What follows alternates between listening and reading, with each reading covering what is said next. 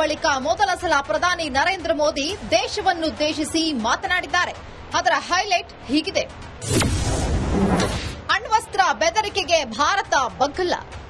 Nuclear blackmail की आड़ में पनप रहे आतंकी ठिकानों पर भारत सटीक और निर्णायक प्रहार करेगा.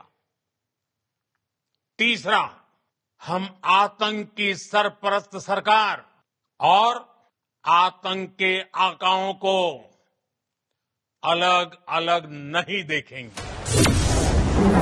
ನಮ್ಮನ್ನ ಕೆಣಕಿದ್ರೆ ಮುಟ್ಟಿ ನೋಡಿಕೊಳ್ಳುವಂತೆ ಹೊಡಿತೀವಿ. भारत के इन हमलों में 100 से अधिक खूंखार आतंकवादियों को मौत के घाट उतारा गया है. आतंक के बहुत सारे आका बीते 2.5-3 दशकों से खुलेआम पाकिस्तान में घूम रहे थे, जो भारत के खिलाफ साजिशें करते थे. उन्हें भारत ने एक झटके में खत्म कर दिया. ಎಲ್ಲಿ ಉಗ್ರರು ಹುಟ್ಟುತ್ತಾರೋ ಅಲ್ಲೇ ಹೊಡಿತೀವಿ. बहावलपुर और मुरिद के जैसे आतंकी ठिकाने एक प्रकार से ग्लोबल टेररिज्म की यूनिवर्सिटीज रही है. दुनिया में कहीं पर भी जो बड़े आतंकी हमले हुए हैं, चाहे 9/11 हो, चाहे लंदन ट्यूब बॉम्बिंग हो, या भारत में दशकों से जो बड़े बड़े आतंकी हमले हुए हैं, उन सब के तार कहीं न कहीं आतंक के इन्हीं ठिकानों से जुड़ते रहे हैं. आतंकियों ने हमारी बहनों का सिंदूर उजाड़ा था. इसलिए भारत ने आतंक के ये हेडक्वार्टर्स उजाड़ दिए. ನೀರು ಹಾಗೂ ರಕ್ತ ಒಟ್ಟೊಟ್ಟಿಗೆ ಹರಿಯೋದಿಲ್ಲ.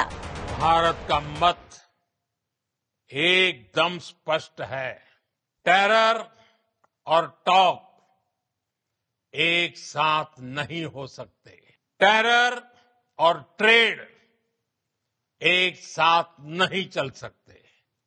और पानी और खून भी एक साथ नहीं बह सकता. ಇದು ಕದನ ವಿರಾಮವಲ್ಲ, ತಾತ್ಕಾಲಿಕ ವಿರಾಮ.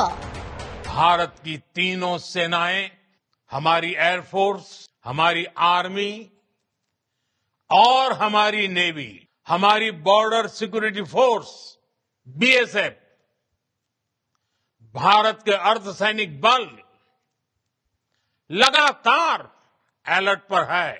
सर्जिकल स्ट्राइक और एयर स्ट्राइक के बाद अब ऑपरेशन सिंदूर आतंक के खिलाफ भारत की नीति है. ऑपरेशन सिंदूर ने आतंक के खिलाफ लड़ाई में एक नई लकीर खींच दी है. एक नया पैमाना, न्यू नॉर्मल तय कर दिया है.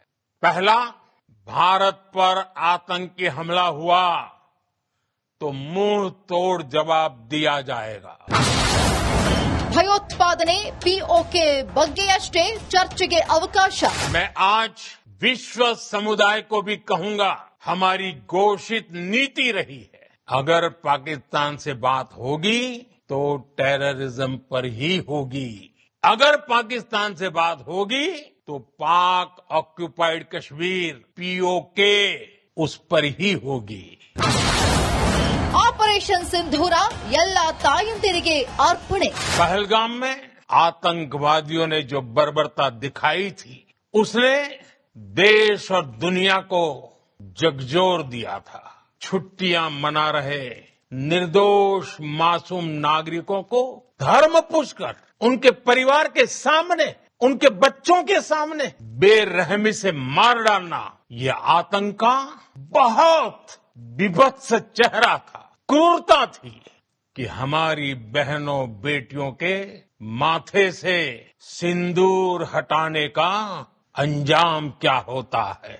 साथियों, ऑपरेशन सिंदूर ये सिर्फ नाम नहीं है, ये देश के कोटि कोटि लोगों की भावनाओं का प्रतिबिंब है।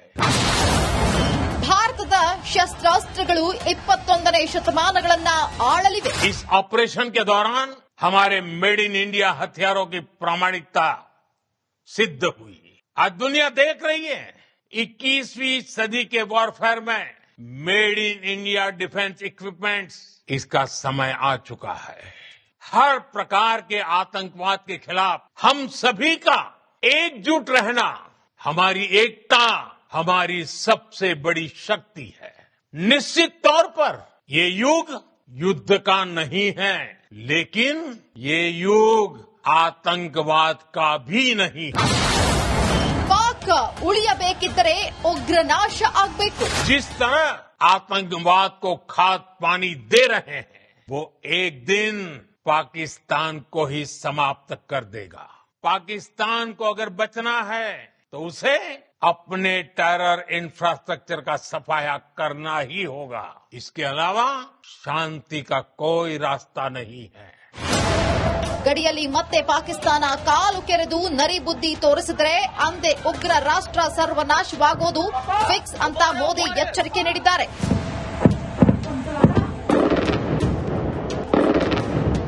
News desk republic Kannada.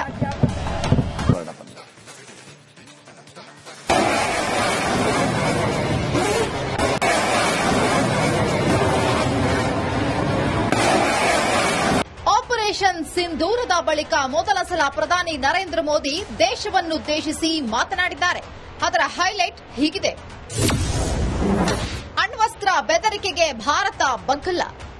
Nuclear blackmail की आड़ में पनप रहे आतंकी ठिकानों पर भारत सटीक और निर्णायक प्रहार करेगा।